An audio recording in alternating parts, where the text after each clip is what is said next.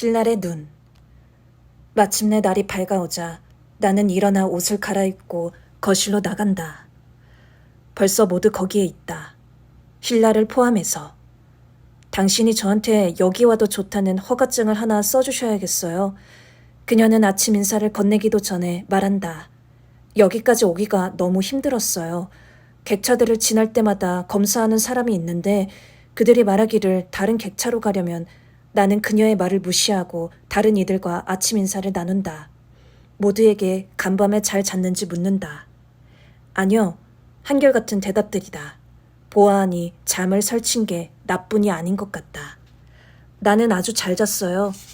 힐날이 다른 이들의 분노를 자아내는 줄도 모르고 떠든다. 내가 탄 객차는 열차 중간에 있어서 이 칸보다 훨씬 덜 흔들리더라고요. 이 객차는 여행하기 제일 안 좋은 칸이에요. 남자 편집자가 한마디 쏘아붙이려다가 참고 넘어가는 눈치다. 그의 아내는 불쾌한 기색을 드러내지 않으려고 창밖을 보며 담배를 피운다. 여자 편집자의 표정에는 그녀가 하고 싶은 말이 분명하게 담겨 있다. 내가 이 여자 재수없다고 하지 않았던가요? 앞으로 매일 이 거울에 한 가지 명상의 구절을 붙여놓으려고 합니다. 힐날과 마찬가지로 숙면을 취한 것 같은 통역자 야오가 말한다. 그는 자리에서 일어나 한쪽 벽에 걸린 거울로 가더니 이렇게 쓰여있는 종이를 그 위에 붙인다. 무지개를 보고 싶은 자는 비를 즐기는 법을 배워야 한다. 이 낙관주의적인 문장에 열광하는 이는 아무도 없는 것 같다. 맙소사, 9,000km 내내 이런 식이라는 건가? 거실에 있는 사람들의 머릿속에 이런 생각이 스치고 지나가리라는 걸 짐작하기 위해서는 텔레파시 능력까지도 필요 없다. 내 휴대전화에 있는 사진을 하나 보여드리고 싶어요. 힐날은 계속 말한다. 그리고 음악을 듣고 싶어 하실지 몰라서 바이올린도 갖고 왔어요. 우리는 이미 부엌에 있는 라디오에서 흘러나오는 음악을 듣고 있다.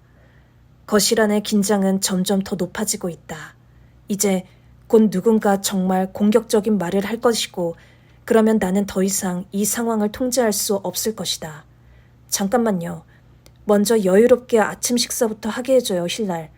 당신도 원한다면 함께 식사합시다.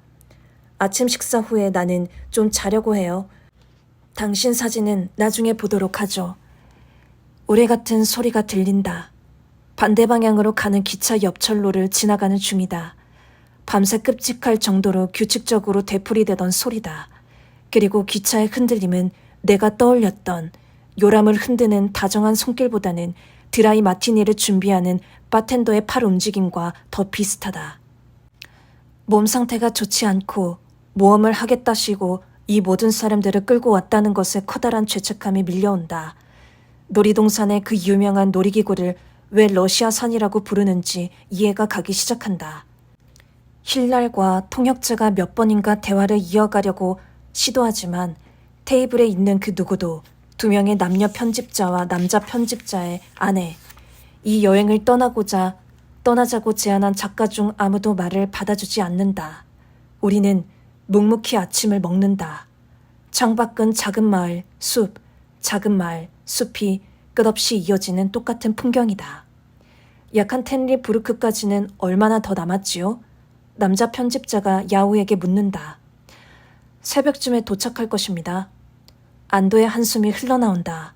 어쩌면 다들 마음을 바꿔 이 정도면 충분히 경험했다고 말하게 될지도 모른다. 산이 높다는 걸 알기 위해 굳이 정상에까지 오를 필요는 없다. 시베리아 횡단 열차를 탔다는 말을 하기 위해 반드시 블라디보스크까지 갈 필요는 없는 것이다. 좋아요. 그러면 나는 잠시 잠을 좀 청해보도록 하지요. 자리에서 일어난다. 힐날이 나를 따라 일어선다. 그런데 허가증은요? 제 전화기에 있는 사진은요? 무슨 허가증? 아, 그렇지. 우리 객차로 오기 위한 허가증. 내가 입을 열어 말하기도 전에 야오가 종이를 꺼내 러시아어로 뭐라고 쓰더니 나더러 서명을 하라고 내민다. 나를 포함해 차 안에 있는 모두가 화가 잔뜩 나서 그를 바라본다. 하루에 한 번만 이라는 문구를 추가해 주시겠소? 야오는 내가 말한 대로 하고는 열차 승무원에게 가서 허가증에 필요한 도장을 받아오겠다고 말한다. 휴대전화에 있는 사진은요? 이렇게 된 이상 원하는 대로 다 들어주기로 한다. 빨리 내 방에 돌아갈 수만 있다면 뭐든지. 하지만 나를 이 여행에 초대해준 이들은 더는 짜증나게 하고 싶지 않다. 신랄에게 나와 함께 객차 끝으로 가자고 한다. 첫 번째 문을 열자 기차 바깥으로 나가는 문들과 다음 객차로 연결되는 또 하나의 문이 있는 네모난 공간이 나온다.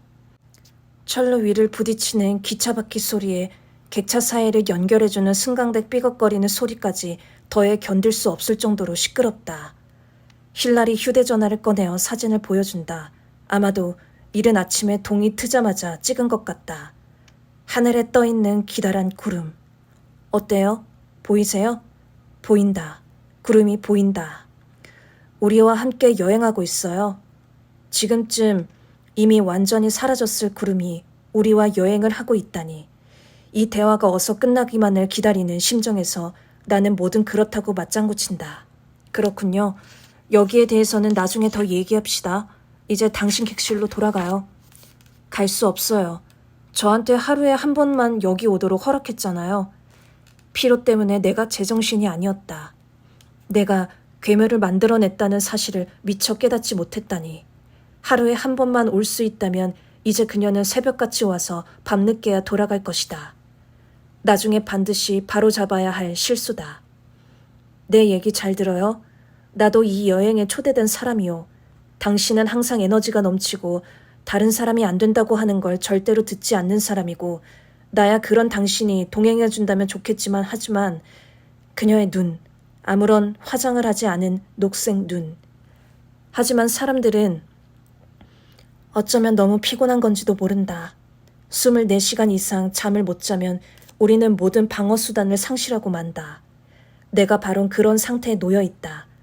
가구라고는 전혀 없는 작은 공간이 유리와 강철로만 만들어진 그것이 뿌옇게 흐려지기 시작한다.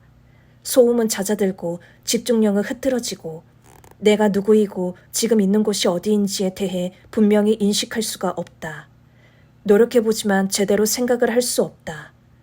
내가 지금 그녀에게 자제해주기를, 자기 객실로 돌아가주기를 부탁하고 있다는 걸 알고 있다. 하지만 내 입에서 나오는 그런 말은 지금 내 눈에 보이는 것과는 아무 상관이 없다.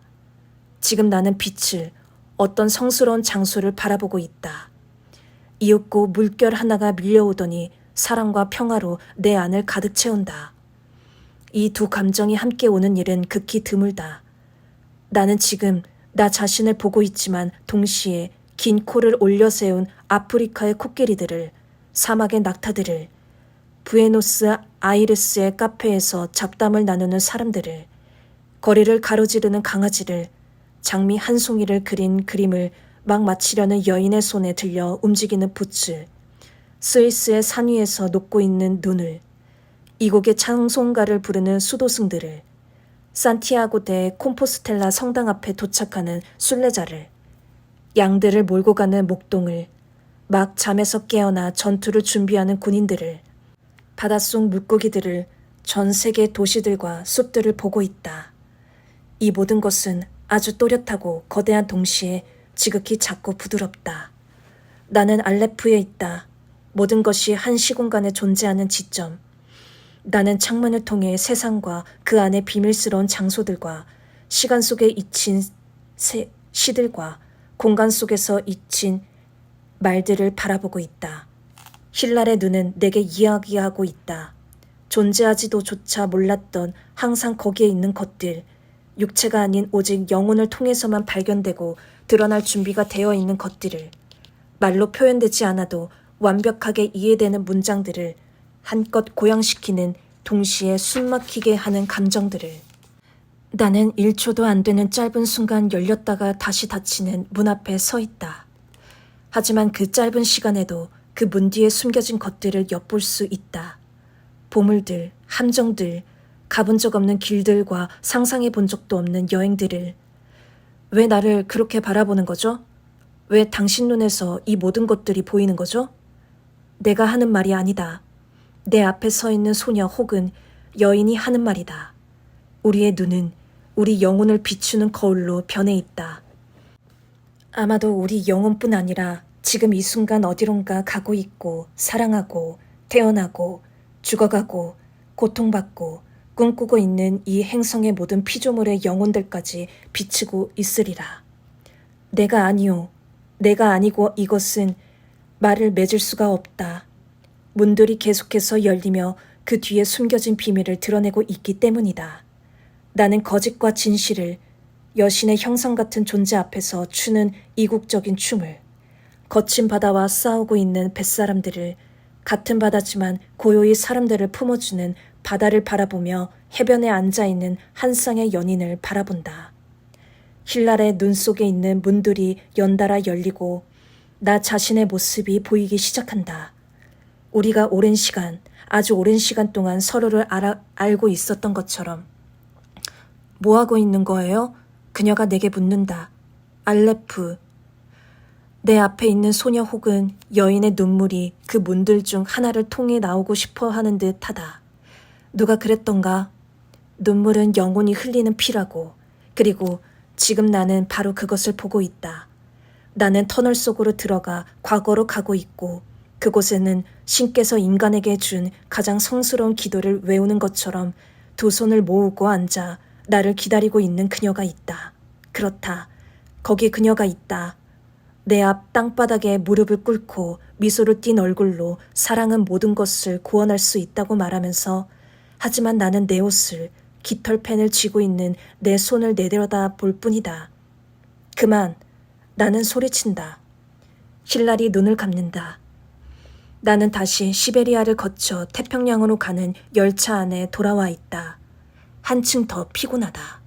방금 일어난 일이 완벽하게 이해되지만 어떻게 설명해야 할지 모르겠다.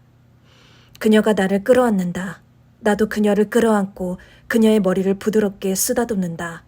알고 있었어요. 그녀가 말한다. 예전에 당신을 만난 적이 있다는 걸 알고 있었어요. 당신 사진을 처음 본 순간 알았어요. 마치 이번 생에 어느 순간에 다시 만날 운명인 것 같았죠. 내 친구들한테 이 이야기를 했지만 그들은 나더러 미쳤다고, 매일 수많은 사람들이 다른 수많은 사람들에 대해 그렇게 말한다고 했어요. 나도 친구들 말이 옳을지 모른다고 생각했지만 생이 당신을 내게 데려왔어요. 당신은 나를 만나러 왔어요. 그렇죠? 나는 내가 겪은 일로부터 조금씩 자신을 추스리고 있다. 그렇다. 나는 그녀가 무슨 말을 하고 있는지 알고 있다. 이미 수백 년 전에 나는 방금 그녀 눈 속에서 본 문들 중 하나를 통과했기 때문이다. 그녀는 거기에 다른 이들과 함께 서 있었다. 나는 그녀에게 무엇을 보았느냐고 아주 조심스럽게 묻는다. 전부 다요.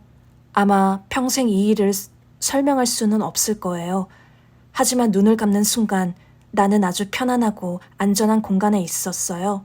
마치 내 집과도 같은 곳이었어요. 아니다. 그녀는 자신이 무슨 말을 하고 있는지 모른다. 그녀는 아직 모른다. 하지만 나는 알고 있다. 나는 그녀의 가방을 집어들고 다시 거실로 그녀를 데려간다. 지금 당장은 생각도 말도 할 수 없어요. 저기 앉아서 뭐라도 읽고 있어요. 잠시만 쉬고 곧 돌아오겠소. 누가 뭐라고 하면 내가 당신더러 여기 있으라고 부탁했다고 해요. 그녀는 내 말대로 따른다. 나는 방으로 가 옷도 갈아입지 않은 채 침대 위에 몸을 던지고 곧 깊은 잠 속에 빠져든다.